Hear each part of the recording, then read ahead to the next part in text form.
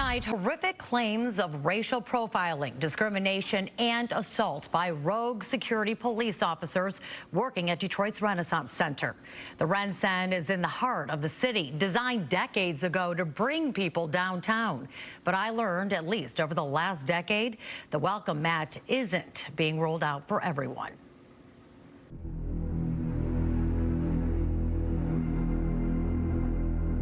When you see this, what do you think? Think of a lynching. A painful reality for Robert Barnes, who started his career serving in the U.S. Army, but has dedicated the last 32 years working as a security police officer at what has become a symbol of Detroit, the Renaissance Center. A complex of once futuristic towers at the epicenter of the riverfront, brought to life by Henry Ford II and civic leaders following the uprising of 1967 in hopes of reviving downtown. We are the symbol of Detroit. We were intended to be the symbol. But after the 1977 RenCen grand opening, Detroiters felt less than welcome, criticizing its confusing maze and fortress-like concrete that blocked the entrance off Jefferson Avenue. It would take more than 2 decades and a new owner, General Motors, to finally remove the 2-story cement blockades guarding the corporate castle. Or were they just eventually replaced with another, even more menacing type of guard? I still have a duty to everyone, regardless of the color of their skin. Someone stuck an opposing force on my team. My management has basically gone rogue. Barnes claims over the last several years, these buildings have become a backdrop for some of the most horrific, racist acts of violence that have not only been covered up, but even rewarded with promotions. And I quote, "We do what we want." Larry Payne. Larry Payne. In 2017, Larry Payne became the new security director at the RenCen, working under G4 Secure Solutions, GM's security contractor. That's when Barnes claims the culture quickly started to change, and it was glaringly obvious who security started targeting. Then I called Larry Payne and explained the situation. I was like, it's happened again. And when I complained to him about it, that's when he made the comment, General Motors wants us to be more aggressive with the 211s. 211 is our radio code for undesirable. Undesirables, not to describe what that person is doing, but to identify the actual person. A police code that Barnes first heard about 5 years ago, which would soon lead to seemingly unwarranted, unprovoked, violent, race-based attacks against people like DeMarco Brown. So many people, like, what else could I do? I'm 140 pounds. I weigh 140 pounds. In October of 2020, Brown got a room with his girlfriend at the RenCen Marriott to celebrate his birthday. But when he left the hotel to grab the cake, you can see it in the box right there, count them, 1, 2, 3, 4, 5 security officers refused to let him back in because he didn't have a mask. A policy you can also see here wasn't in effect at the time. I just sat down and I said, Black Lives Matter, because he was obviously discriminating against me from not allowing me to get in the building. And when I did that, that's when everything kind of sort of took a turn. It went from him to a bunch of other security guards. No weapon, no threats, and no physical contact. But apparently the absence of those things still warranted 5 security officers to do this. He's a hotel guest. Now that right there, that push, notice he stays exactly where he was pushed by the officer. That's open assault. Now he's angry. Because he's trying to get back in with his birthday. But this is important because this is how somebody's taken, provoke and punish. Barnes is considered an expert on use of force. He's been training the security officers for the last 20 years. Barnes says instead of de-escalating the situation, one officer started antagonizing Brown, while the other inched closer. All of a sudden, watch, one officer jumps Brown, and several others quickly follow. So his arms are pinned so he can't break his fall. That's when the same officer you saw that pushed him several times heaves his upper body so his head hits the concrete. Did you think you were going to to die? I wasn't sure what was going to happen to me. I definitely was scared for my safety, for sure. The security officers arrested Brown and threw him in their holding cell for hours, but he was never charged with a crime. Barnes started preserving this video and several others after he says he reported the violations to his superiors. Instead of discussing or disciplining the officers' actions, his superiors, says Barnes, did neither. In fact, he witnessed one superior deleting the video evidence. We're told this culture shift and crackdown on, quote, undesirables started around 2017 when reports show the Detroit Riverfront Conservancy, founded in part by GM back in 2003, made this historic announcement: the completion of the East Riverfront, the final phase of the 20-year redevelopment project. Millions in funding, including millions from GM, were invested to clean up and transform the riverfront for future generations. Also, around the same time, hip-hop artist Obi Trice claims he was attacked by 5 security guards as he tried to find a bathroom for his girlfriend inside the RenCen's Riverfront Marriott. The report was altered. The evidence of what took place was altered. Here's that police report from April of 2017, which claims Trice was acting disorderly. But according to the lawsuit, it was the security guards who were out of control, accused of profiling the rapper and badgering him, even as he tried to book a hotel room. So he changed his mind. That's when Trice put his hands in his pocket, according to the police report. And that's when the security officers attacked using excessive force. Look at the video. Barnes tells me they were never trained to do this. 5 security guards punching, pinning him to the ground while they choked, beat, and pepper sprayed the unarmed 39-year-old.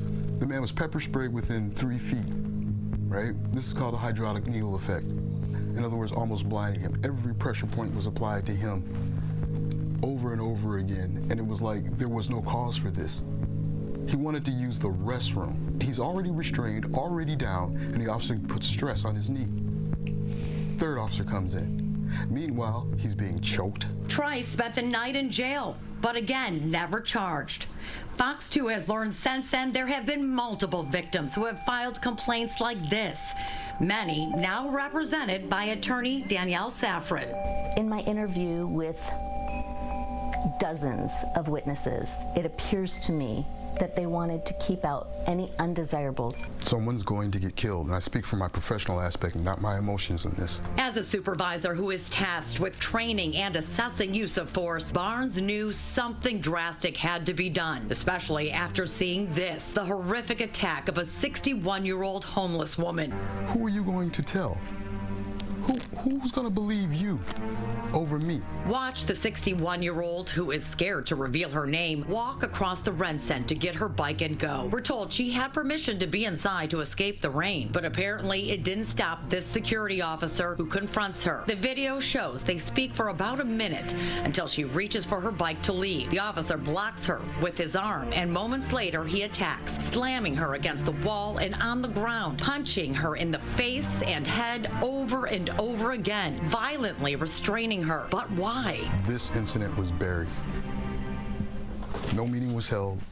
We didn't go over anything. And this was brutal. I've worked here 32 years. I've never seen a 60-year-old white woman beaten. Security police arrested her, kept her in the building's basement cell before she was sent to the hospital, but never charged. And has anything been done Absolutely about this nothing. woman? Any officer or any of the security guards, have they been disciplined? Are they still on the job? Yes. Were they disciplined? No. Whenever Barnes filed complaints demanding something be done, he claims he was ignored and retaliated against.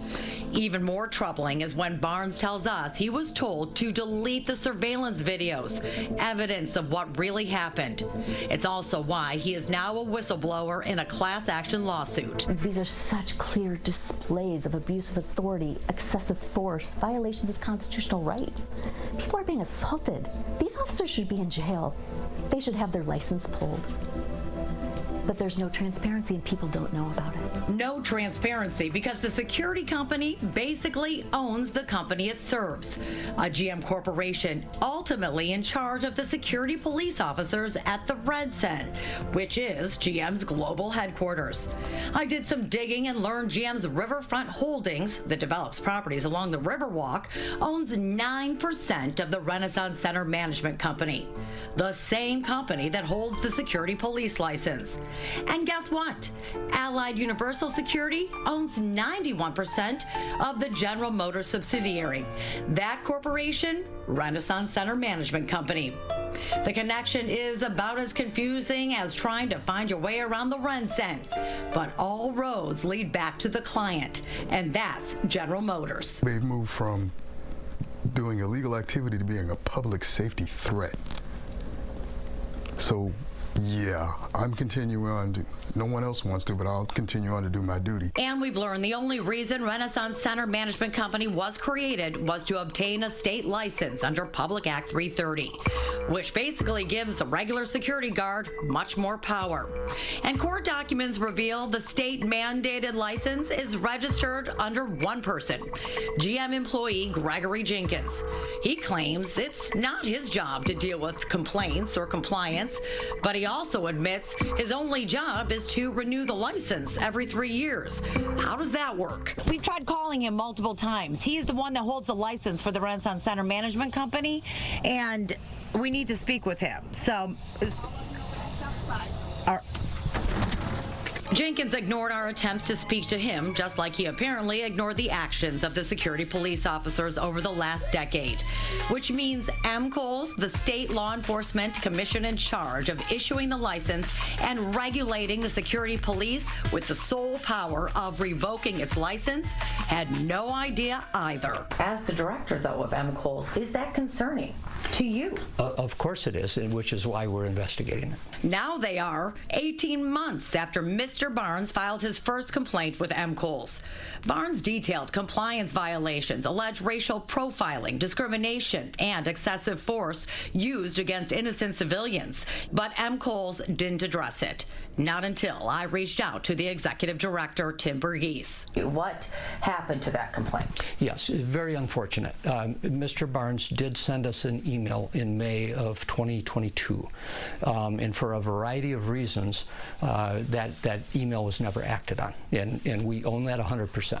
Barnes even followed up in July, checking the status of the complaint, but that was ignored too. We researched and looked back and saw that we had received that, and so we picked the matter back up. We contacted Mr. Barnes, and then we contacted the state police. Burgess tells me Michigan State Police is now in charge of investigating the alleged criminal activity, and MCOLS will wait for the results before deciding whether to revoke the license registered to RCMC under Jenkins. Did MCOLS do what it needed to do? Because with any license, it needs to be maintained, and questions have to be asked. And to make sure that a company is running the way it was licensed to do, is MCOLS responsible for any of this? We always bear responsibility for enforcing the act. But when someone comes to us and says, here's all the paperwork, and on the face of it, it is appropriate, we have to accept that. There's a limited number of people that work at MCOLS. So who is keeping tabs on the security police officers to make sure they are not abusing their authority? Remember, former GS4 security director Larry Payne is the one who first relayed the order to be more aggressive with the 211s or, quote, undesirables. And even when Allied Universal took over and Payne retired, successor Michael Baldwin Jr. is accused of allowing the rogue officers abuse their power and then helping to cover it up. These are still people that we are responsible for, all of them. Black, white, it doesn't matter. We're still responsible for them. after several attempts, none of the security directors or anyone from RenCen Center Management would talk about what happened. And although we detailed allegations as recent as August of this year, the security company Allied Universal responded with this, quote, Allied Universal is dedicated to the safety of its team members, its clients, their customers, and the public. The incidents occurred approximately 3 years ago and prior to Allied Universal's acquisition of G4S. Allied Universal does not comment on allegations that are resolved during private mediation or on pending litigation. Of course, documents show the only thing that changed with the security company was the name. As for General Motors, the corporation issued this very brief statement, quote, while we are not able to comment on the specifics of the incident cited, GM has zero tolerance for harassment or discrimination in any form.